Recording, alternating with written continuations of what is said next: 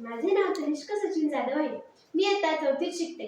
माझ्या शाळेचे नाव girls English medium school आहे. तर मित्रांनो, तुम्हाला गोष्टी ऐकायला खूप आवडतात ना? तर आज मी तुमच्यासाठी अशीच एक गोष्ट घेऊन आली. माझ्या गोष्टीचे नाव आहे महान माकड. गंगा नदीच्या काठावर एका वनराईत एक उंच छायादार आणि आंब्याचे झाड होते. दरवर्षी त्याला खायला खूप गोड मोठे रसाळ आंबे येत असे. त्या जंगलात शेकडो माकडं त्यांच्या राजाबरोबर राहत होती. माकडांचा राजा इतर सर्व माकडांपेक्षा मोठा, बलवान आणि शहाणा होता. माकडांना ते आंब्याचे झाड त्याच्या पसरलेल्या थंड आणि स्वादिष्ट फळांमुळे खूप आवडत. ते अनेकदा झाडावर खेळत आणि स्वादिष्ट आंबे खाण्याचा आनंद घेत असत. त्यांच्या राजाने त्यांना ताकीद दिली होती, एकही आंबा नदीत पडू देऊ नका. जर प्रवाहाने तो माणसांच्या जमिनीत वाहून नेला तर ते स्वर्गीय फळाच्या शोधात इथे येतील आणि या भूमीची शांतता भंग करतील. मात्र एक दिवस एक पिकलेला गोड आंबा नदीत पडला आणि प्रवाहाबरोबर बनारस शहरापर्यंत वाहून गेला. तो एक कोकिळाला सापडला, ज्याने यापूर्वी असे कधीच पाहिले नव्हते. म्हणून त्याने तो राजाला भेट दिला. तेव्हा त्याला तो खूप आवडला. त्याने तो आपल्या राणीला आणि आपल्या मंत्र्याबरोबर वाटून घेतला.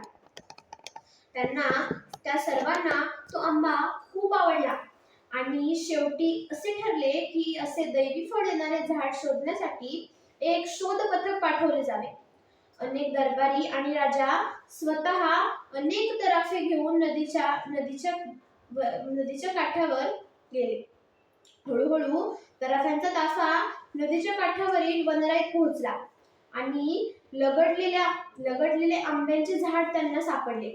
राजा आणि दरबारी खूप आनंदित झाले. जेव्हा माणसांनी माकडांना फळांचा आनंद घेताना पाहिले तेव्हा त्यांना राग आला. त्यांनी त्यांना निर्दयीपणे हाकलून देण्याचे ठरवले.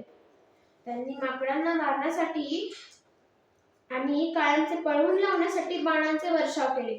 माकडांचा राजा नदीच्या दुसऱ्या बाजूला गेला आणि इतरांनाही तसेच करण्यास सांगितले.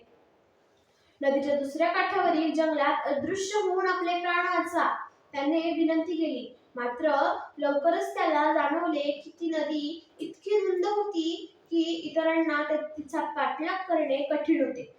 बीरसारखा चपळ त्याने काहीतरी खूप असामान्य केले. का उंच वेदाच्या काठीला आपल्या पायाशी पकडून ती इतर माकडे वाट पाहत असलेल्या बाजूला परत फिरला. मग त्याने एका झाडाची फांदी घट्ट पकडली. अशा प्रकारे त्याने स्वतःच्या मजबूत शरीरातला नदीवर पूल बनवला. वानर राजांना मग माकडांनी त्याच्या स्वतःच्या शरीरावरून पलीकडे जाण्यास सांगितले. माकडांनी त्याची आज्ञा पाळण्यास जराही उशीर केला नाही, वेळ गमावला नाही.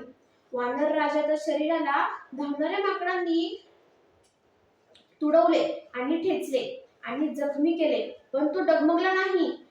शेवटी माकड सुरक्षितपणे पलीकडे जाईपर्यंत त्याने काठी आणि फांदी घट्ट पकडून ठेवली. तोपर्यंत तो खूप जखमी झाला होता आणि त्याच्या शरीराला सर्व शक्ती गमावली होती. तो बेशुद्ध पडला व त्याने प्राण गमावले. धन्यवाद.